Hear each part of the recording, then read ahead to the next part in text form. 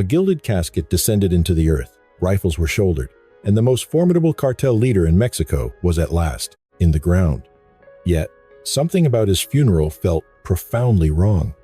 This was the burial of El Mencho, the head of the Jalisco New Generation Cartel.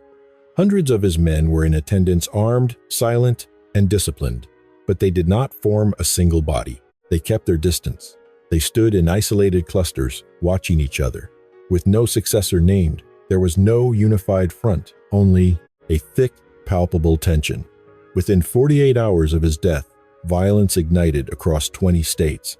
Highways burned, air travel was suspended, and cities went into lockdown.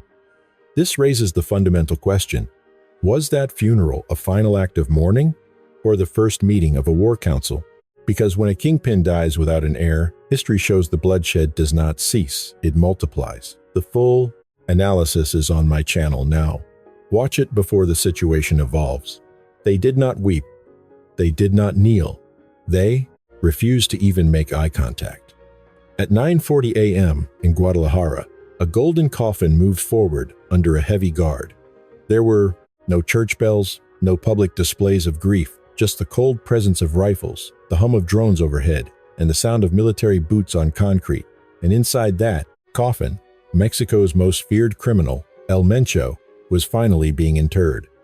But the truly unsettling part of this ceremony wasn't the death. It was the chilling silence between the men holding the guns. In the world of the cartel, silence never signifies peace. It signifies calculation. And the calculations made in that cemetery may very well dictate whether Mexico stabilizes or is plunged back into fire. Before we analyze this further, answer this in the comments. When a cartel king is eliminated, does the violence decline or does it detonate? Subscribe now, as this story is still developing and I will be tracking every new development. Before we delve deeper into the funeral itself, we must understand the scale of the man being buried. His name was Nemesio Oseguera Cervantes, known to the world as El Mencho, which translates roughly to the Lord of the Fighting Cocks. He was a founding father of the Jalisco New Generation Cartel, the CJNG, one of the most powerful and savage criminal organizations in the Western Hemisphere. To law enforcement in Mexico and the United States, he was far more than a trafficker. He was public enemy number one. A reward of up to $15 million was offered for information that could lead to his capture.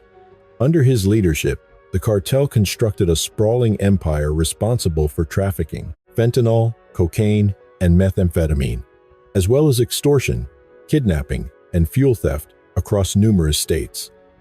By the day he died, the CJNG's influence had penetrated every corner of Mexico and far beyond. On February 22, 2026, Mexican Special Forces cornered him in Teocaltiche, Jalisco, a remote estate protected by both terrain and heavy security. The firefight was swift and violent. Multiple gunshot wounds brought an end to a man who had evaded capture for decades. But this is the detail that matters most. He died without publicly designating a successor. No official announcement, no internal ceremony, no documented transfer of power. And in the calculus of cartel dynamics, a vacuum is poison. Ambiguity about leadership invites ambition. And ambition within organized crime is a force that rarely remains quiet. If you want the intelligence on potential successors, stay until the end. I will detail what analysts are already observing. Within mere hours of confirmation, chaos began to ripple outwards.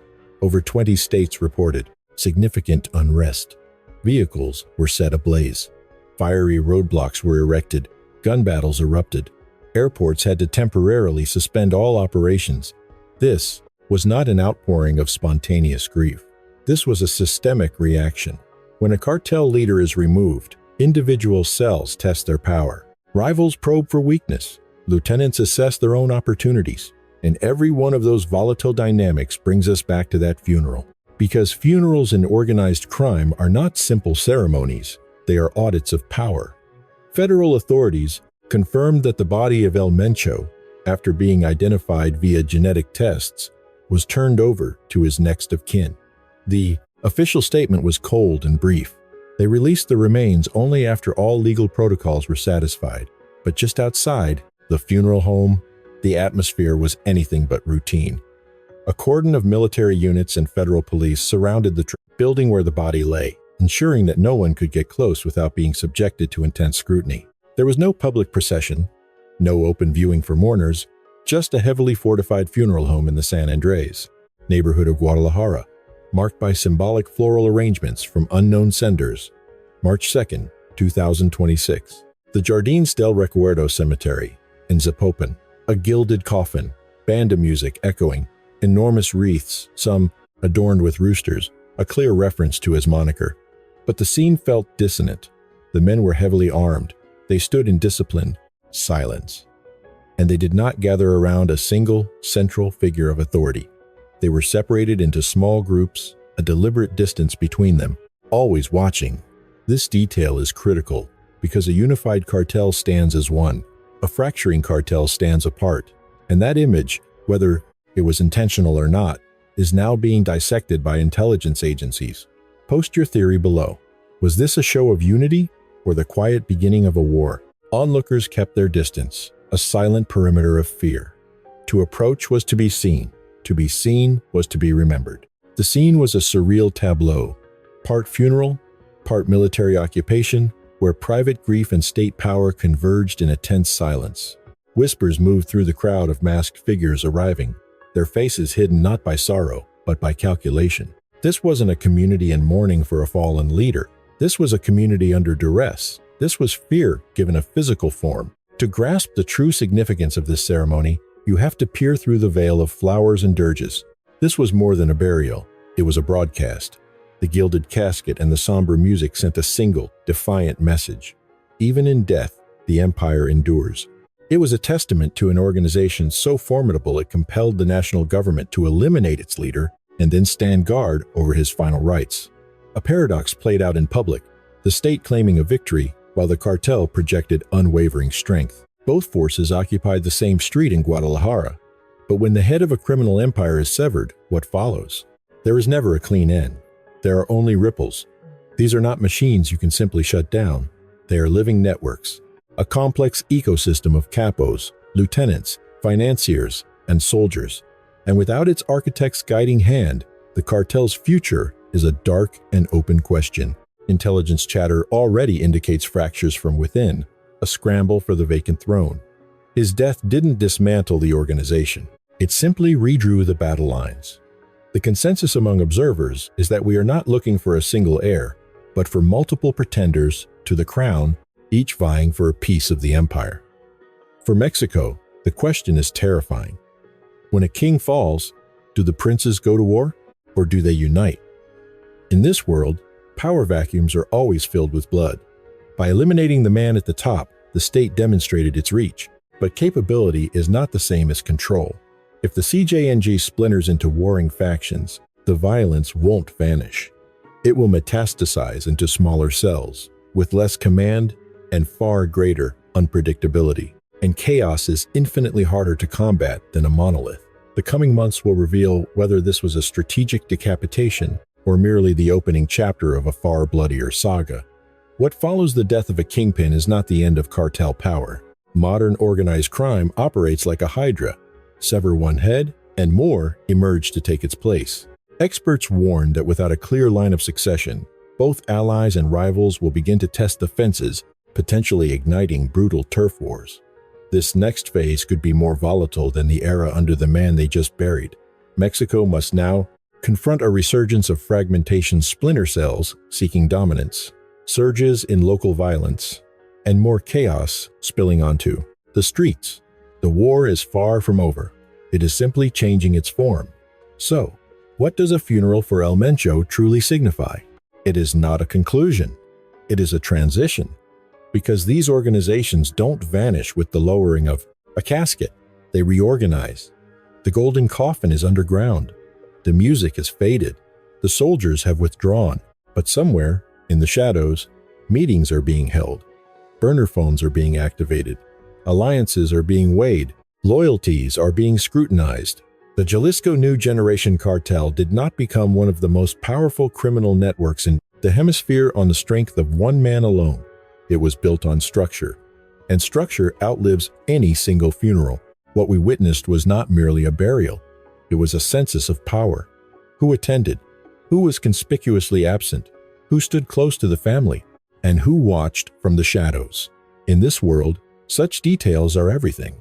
Power doesn't declare itself with a megaphone. It shifts in the silence.